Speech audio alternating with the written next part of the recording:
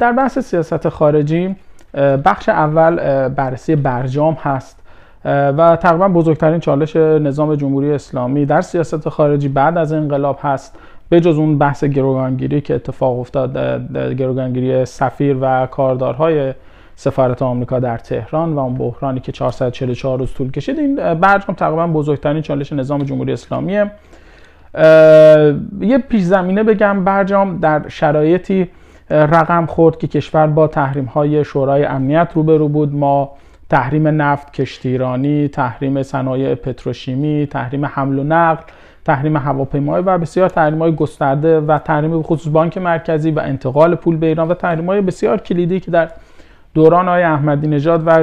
و مذاکراتی که به ریاست آقای جلیلی اتفاق افتاده بود و ایشون نتونستن که هیچ مذاکرات رو به هیچ جایی برسونن و فقط تحریم روی تحریم اومد. در دولت اول روحانی و آقای ظریف تلاش کردن این تحریم ها رو بخشش رو از بین برد و بخشش رو به صورت تعلیق در آورد و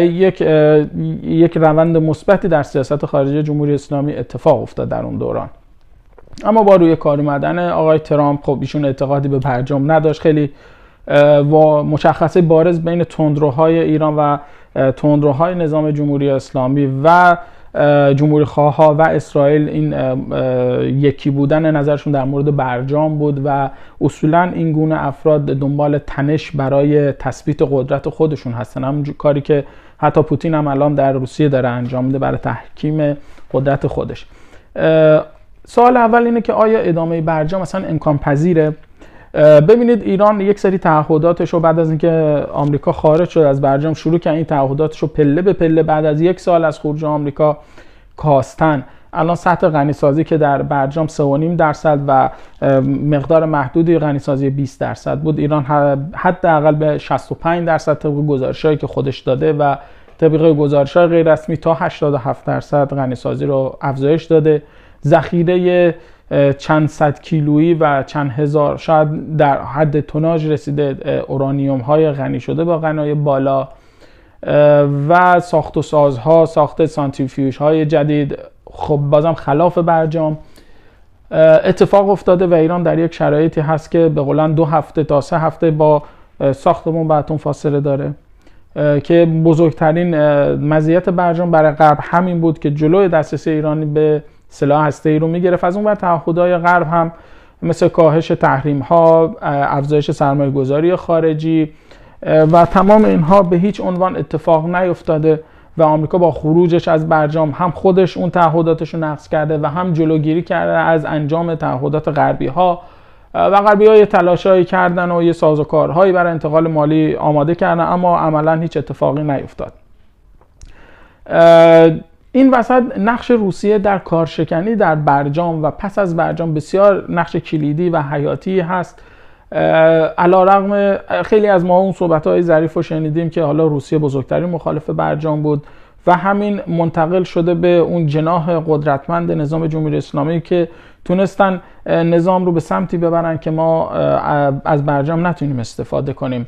که این در بخش اقتصادی که بعداً با هم صحبت میکنیم ربط مستقیم در ما به اقتصاد اصلا چیز پوشیده ای نیست، چیزی هست که همه ما با گوشت و پوست و استخونمون تو این چند سالی که گذشته حس کردیم و اون افزایش قیمت ها، اون تورم، اون ناکارآمدی دولت در حل بحران‌های اقتصادی یکی از بزرگترین ریشه های عدم سرمایه گذاری و تحریم ها و عدم انتقال مالی هست. حتی در خرید دارو هم اتفاق رو این تأثیر رو میبینیم. سازمان انرژی اتمی به عنوان واسط بین ایران و شورای امنیت و کسی که بعد تایید میکرد که ایران به تعهداتش متعهد هست یا نه بسیار نقش کلیدی داره. آقای گروسی تازگی‌ها به ایران سفر کرده و هیچ توافقی با ایران حاصل نکرد برای پاسخ به آلودگی‌های 87% که وجود داشت در سایت‌های مختلف از تو قوزآباد، آباده، اصفهان و عدم حضور بازرسان در فوردو به نگرانی‌های غرب در مورد امکان ساخت سلاح هسته‌ای توسط ایران دامن میزنه. این واسه نقش اسرائیل بسیار مهمه در این قضیه و می‌بینیم که علی‌رغم اینکه ایران نیاز داره به این موضوع اما تندروهای ایران تلاش می‌کنن که این رو بسیار کوچیک جلوه بدن. اما الان یک نکته بسیار مهم اینه که آیا غرب و به خصوص آمریکا نیاز داره به این برجام الان با این وضعیتی که برای ایران به وجود اومده؟ به نظر من دولت بایدن تلاش میکنه با دولت جدید مذاکراتی رو آغاز کنه. قطعا به نتیجه نخواهد رسید در این چند ماه مونده از دولت‌های بایدن، اما تلاش میکنه که یک پوان مثبتی از ایران بگیره بابت ادامه مذاکرات و اون رو برگ برنده خودش در انتخابات بکنه و اون صحبت‌هایی که در مورد ترامپ میکنه هم دور پیش این دوره هم خواهد گفت که اتفاقا ایران با برجام مهار شده بود و ترامپ اومد ایران رو آزاد کرد و نمیدونم تعهدات ایران انجام نشد و ایران به سمت بمب اتم حرکت کرد. از این برگ آمریکا در انتخابات استفاده خواهد کرد، اما در بلند مدت من فکر نمی کنم تا وقتی که تغییری در سیاست‌های کلی جمهوری اسلامی اتفاق نیفته. آمریکا هم به خوبی این رو میدونه که آقای پزشکیان و تیم آقای پزشکیان، حتی اگه آقای ظریف هم باشه در اون تیم، قدرت این که بتونن یک انسجام درون ایران ایجاد کنن و صدای آخر باشن رو ندارن و اون اتفاقی که قبلا در برجام افتاد و آقای ظریف رفت و این توافق رسید و خود آقای خامنه‌ای اولین نفری بود که نقض برجام کرد، با این حرف که گفت آمریکایی‌ها نیان سرمایه گذاری کنن علیرغم اون چیزی که وجود داشت. یعنی اولین نقض برجام از طرف ایران و شخص آقای خامنه‌ای بود که مخالف سرسخت برجام بود، اما با فشار روحانی قبول کرده بود که این برجام به نتیجه برسه. یک نکته خیلی مهم این است که خب ادامه برجام به چه شکل و با کدوم روش، با چه چشم‌اندازی؟ اگر بخوایم طبق روش قبلی بریم، خب سیاست‌های کلی نظام این اجازه رو نمیده. مصوبه مجلس اصلا اجازه وجود مذاکرات علنی با آمریکا رو نمیده. همونجور که دیدیم جلوی بعد از اومدن آقای بایدن جلوی اجرای مجدد برجام رو از طریق مجلس همین افرادی که الان در مجلس هستن گرفتن با اون قانون و با وجود اون قانون هنوز هم دست دولت بسته هست برای ادامه مذاکرات، مگر اینکه آقای خامنه‌ای مثل اون موقع زمان آقای احمدی‌نژاد که آقای رئیس سازمان انرژی اتمی وقت رو فرستاد و محرمانه با در عمان شروع کردن به مذاکره با آمریکا، شاید این کار رو هم الان انجام بدن.